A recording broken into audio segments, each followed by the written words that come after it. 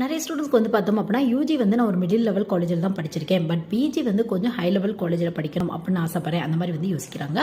அந்த மாதிரி எம்சிஏ வந்து டாப்பில் இருக்க என்ஐடி மாதிரியான காலேஜ். என்ஐடி அப்படின்னா national institute of technology college அப்படிம்பாங்க.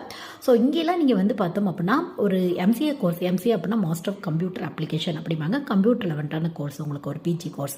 ஸோ இந்த கோர்ஸ் பொறுத்தவரையும் 2 இயர்ஸ்க்கான கோர்ஸ். இந்த கோர்ஸ் என்ஐடியில் படிக்கணும் அப்படின்னா என்ன ஸ்டெப் பை ஸ்டெப் ப்ராசஸ் அந்த மாதிரி பார்த்தோம் அப்படின்னா ஃபஸ்ட்டு நீங்கள் பண்ண வேண்டியது ஒரு யூஜி வந்து கம்ப்ளீட் பண்ணியிருக்கணும். நீங்கள் யூஜியில் படித்த கோர்ஸில் மேக்ஸ் அப்படின்னா ஸ்டாட்டிஸ்டிக்ஸ் மெயின் பேப்பராக இருக்கணும் உங்களுக்கு.